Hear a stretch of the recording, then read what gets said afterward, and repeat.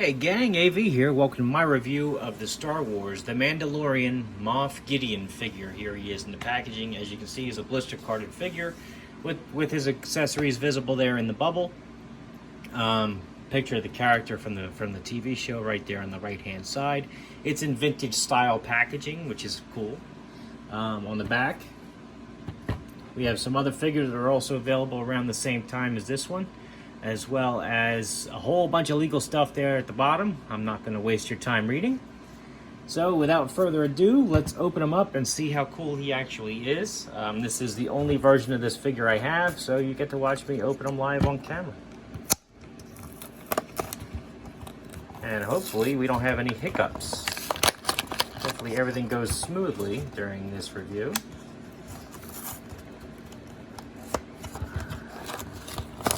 There we are.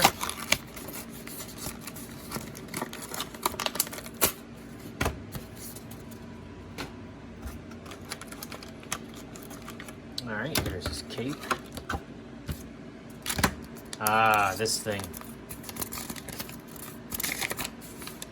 Yep, warning, small parts, don't eat this, in like 37 different languages, and then you have product of Hasbro, Pawtucket, Rhode Island, in 37 different languages. So, there you have it. Pop the figure out.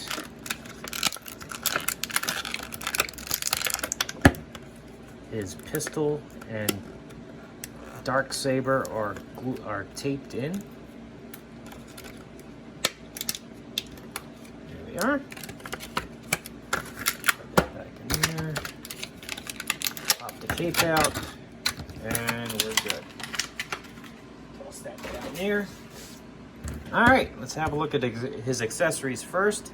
Here is the Dark Saber, which is black, but also has a silver paint job on both edges, front and back, which is kind of cool.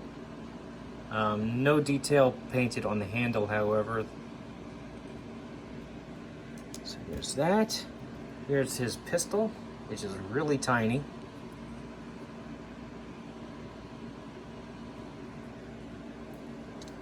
He can fit this in his hand. He does have a trigger finger on his hand as well, which does fit in the pistol guard, so that's nice, or the trigger guard, that's nice.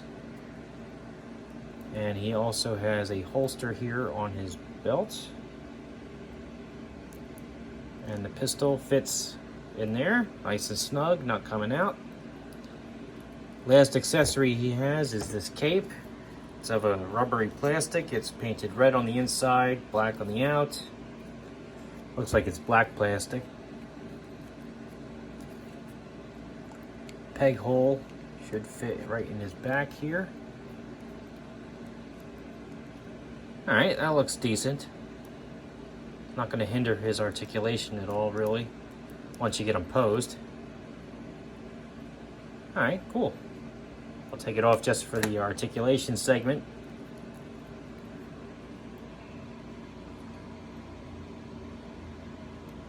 Decent likeness to the character.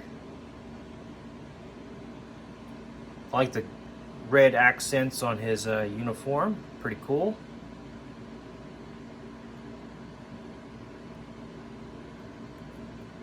Decent. All right. Head is on a ball joint. Can do a full 360 degrees. He can look down. He can look up. He can tilt from side to side. So that's great. He does have shoulder armor, so full 360 is not going to happen without risking that breaking off. So stick his arm straight out that far, back that far, up about that high. There's nothing at the bicep. Elbows can flatten out, as you can see. They can bend a little over 90 degrees. 360 degree rotation right there. Wrists, 360 degree rotation.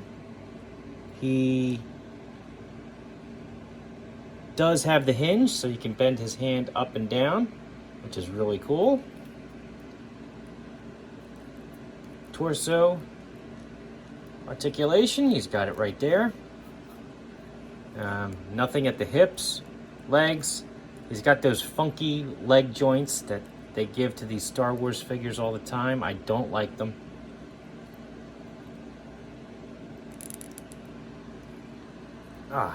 But yeah, you have to bend and twist it just to get it out there. All right, so he can stick his legs out about that far, back about that far.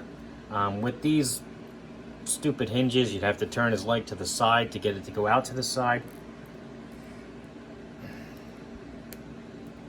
Man, I don't like these joints.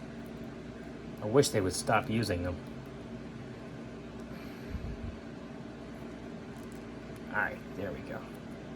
Alright, so he's also got an upper thigh cut on his leg, so you can rotate his leg all the way around. He's got single jointed knees. Take his leg back about that far. A rotation joint also at the knee, full 360 there. Ankles, he has a rocker joint. So you can rock his foot back to back, back and forth, point his toes down, and get them up slightly. So, decent articulation. Again, not a huge fan of these legs. I never have been, and yet they keep using them over and over and over. I wish they wouldn't. Oh, it looks like he's also got a hinge here at the top of the boot. A rotate. Oh no, that's his knee again. My bad. All right, never mind. Let's see, how well does he hold this Dark Saber of his? Not too shabby. Does this also have the... Yep.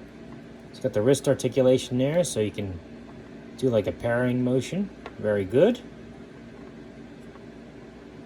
Nice. Let's get his cape back on.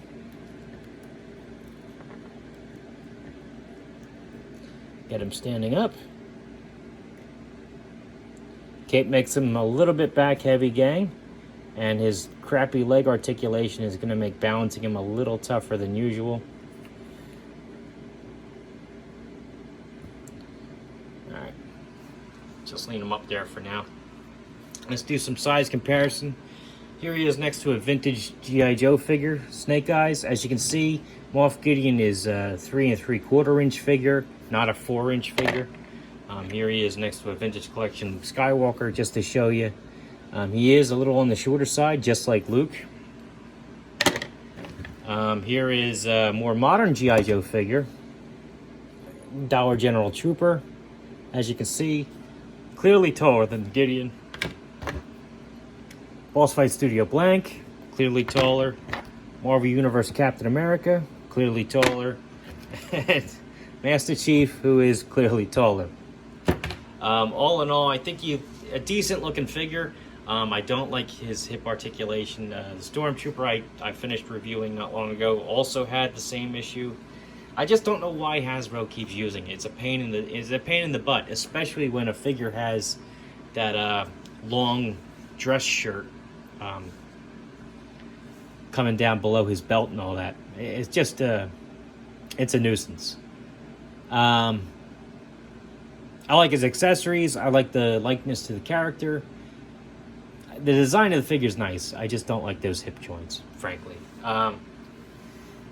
This has been AV. If you like this video, check out my channel where I review a whole bunch of other 1/18 scale figures, vehicles, and accessories. If you like what you see there, then please subscribe. And as always, thanks for watching.